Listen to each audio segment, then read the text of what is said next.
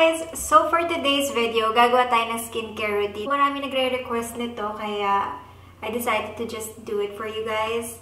So, ito yung bago ako matulog kung anong ginagawa ko, kung anong nilalagay ko sa aking balat. The first thing I do is I tie my hair up unless basa siya, which is ngayon hindi siya basa. Kasi ang baboy ko, hindi ako naligo ng buhok. Pero naligo ako ng katawan, promise.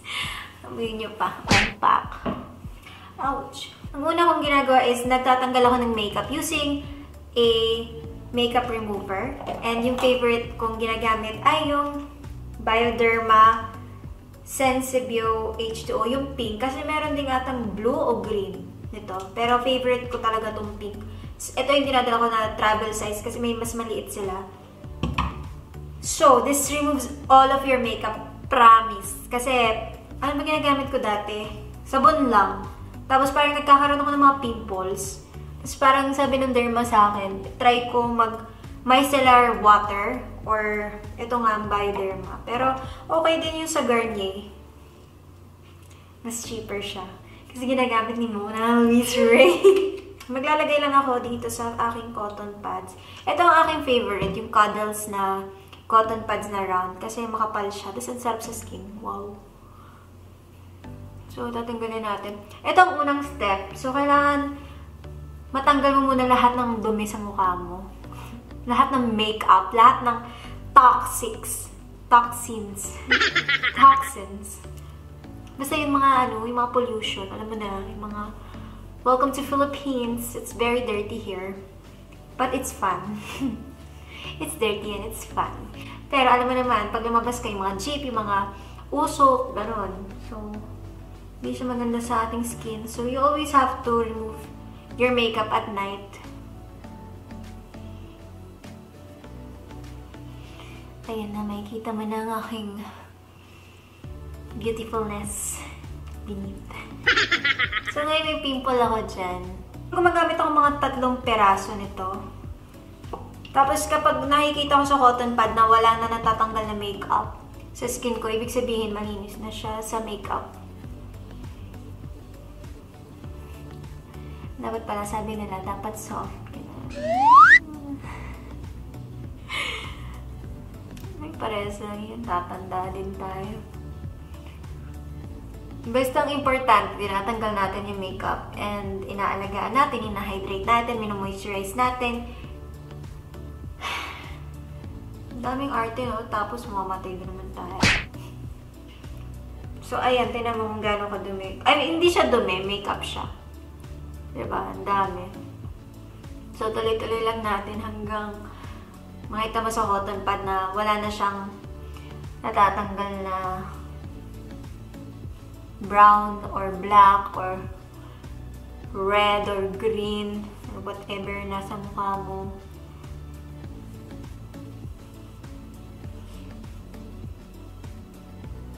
Okay, ang next na ginagamit ko is my face wash. Nag-transform ang aking face wash. So, dati yung ginagamit ko forever and ever is Cetaphil. Pero, ewan ko, parang mas masarap siya sa skin kasi parang gatas. Masarap niya sa skin. So, ito, nag-move ako dito. Tapos, napansin ko parang yung breakout ko pa isa-isa na lang. E sa Cetaphil, 2. So, nakatipid ako ng isang pimple per month. Medyo mahal siya. Ganyan lang naman ako. Tapos, tumatagal siya sa akin mga 6 months. So, pwede na. O kaya Cetaphil pag medyo kulang ang budget.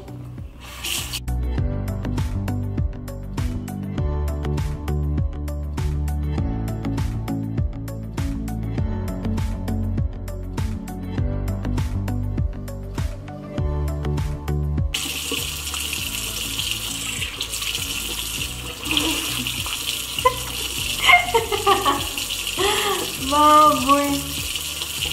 Bilin ko kasi nakain ko yung sabon. Bilisan natin kasi save the water. Save the planet. And then, pupanasan na natin. So, kung may natitira kang makeup, meron no. Pero tatanggalin naman natin gamit ang ating toner. Feeling ko galing sa leg ko yun kasi nakalimutan ko siyang i-Bioderma. And then next, magto-toner na tayo. So, yung ginagamit ko is yung SK na facial lotion. Pero toner siya. Ang dami lang inarte ng pangalan. So, maglalagay lang tayo sa cotton pads ng konti. So, gusto ko, pinapat lang siya kaysa sa ginaganon. Ewan ko.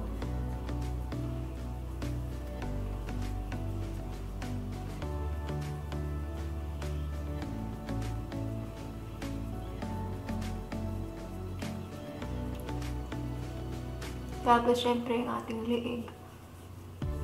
So, ayan. Tingnan mo. Oh, it's so basag. It's so dirty. My nails also is so dirty. Like my face and my life. After nyan, maglalagay na tayo ng essence. Ang SK2. Yan.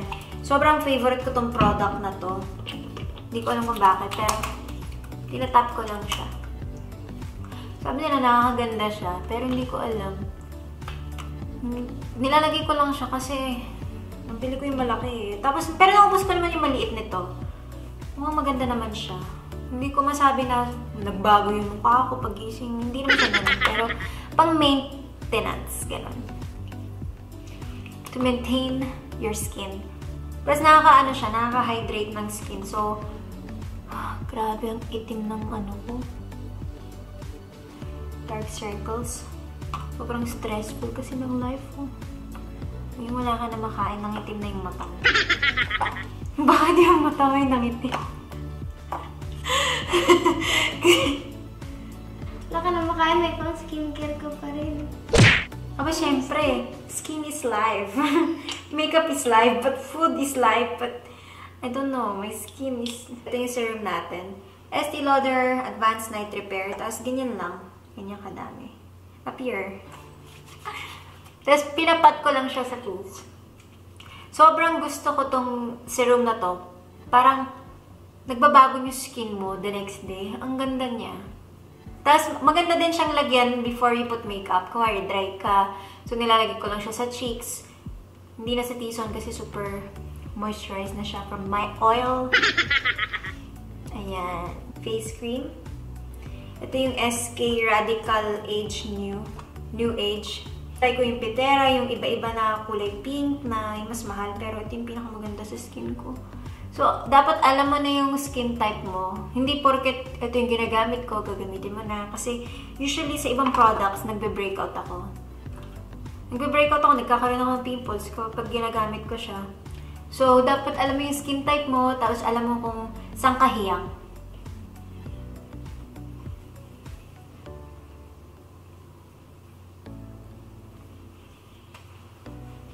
Wow. So moisturized. So... too much low. What? You have to hide it. Pang Instagram lang yung mga hubad-hubad ko. Dito mabait ako. Hindi ako mabait. Pero hayaan nyo, malapit na maghubad dito. Yung mga... Madami ako nababasa. Mga gusto niyo mapanood daw yung mga swimsuit haul, mga ganun. Gagawin ko yun para sa inyo soon. Okay, moving on. Eye cream. Alam mo, hindi ko to, alam kung ba't ko to binili, pero ang dami kasing gumagamit. So, nangihinayang ako kasi parang mahal niya. Tapos parang, ang itim pa nga ng mata ko. Lamer, totoo ka ba?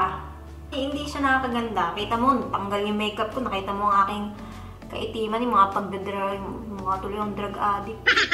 Diba? I mean, kung naglalamer ka, di sana dapat maganda na yung mata ko. Pero wala eh.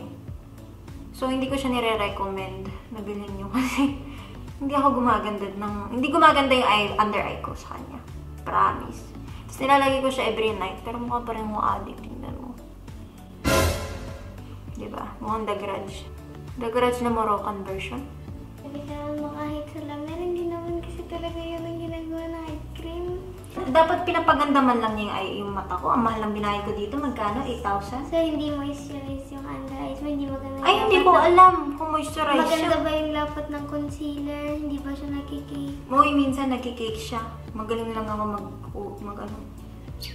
Hindi mo yung sinabing brighten and everything. Ano ba ang sabi niya? Hindi ko alam. Sabi niya, the eye concentrate. So, nagko-concentrate siya sa mata ko. Hindi parang nag-concentrate. Parang wala nga siya na-concentrate sa mata ko. Naglagay lang eh. And then, for... Nag-hate kasi to eh. Parang endorser ng La Mer. Hindi ka naman binabayaran ng La Mer, di ba? Ay, La Mer, pabayaran po ako. Ang daming binili ni ate dito. Oo, niloko niya ako. Sabi niya yung miracle broth. Totoo yun na. Tapos dun ko lang daw mabibili. Tapos ang dami ko binili na products nila. Tapos, okay naman siya. Pero hindi siya yung wow na wow. Yung, step is yung Laneige na lip balm. Ito yung favorite ko. Shucks. Pagmumura na sana ako sa lupit nito. As in, favorite ko talaga to. Siguro meron akong 5 pieces. Isa sa kotse, isa sa vanity ko, isa sa makeup ko. Isa lang. Isa lang bala yun. Pero, isa sa may tabi ng kama ko, ang daming, nakakalat siya sa bahay. Ganun ko siya kamahal. So, lalagay ko lang siya. Recommended by Mona. Tingnan mo, mukha pang addict. Ito ang nagagawa ng La Mer na, sabi nila maganda. So, this is my skincare routine. Ito lang ginagawa ko and then matutulog na ako. La Mer, pakibalik yung binayaran ko. So, this is the final look. Oh, look talaga. Hindi siya magandang look ah. So, eto na ang aking skincare routine. Sana may natutunan kayo kahit papano. Let me know what other videos you'd like to see next para ma-upload ko para sa inyo. Mo naman, hindi ko magagawa to. This is the final. I love that. Eto na ang aking skincare routine. Sana may natutunan kayo. And let me know what other videos you'd like to see next. And I'll see you guys in my next video. Bye! Wow, ganda. Okay, balik naman yung pera ko. Hindi ko gusto yung eye cream niya. Dapat may ganun eh, nare-refund. Guaranteed satisfaction. Or double your money back. Akala nyo gripo, no? Save the water, sasabihin nyo, no? Ihi lang yan, di mo na.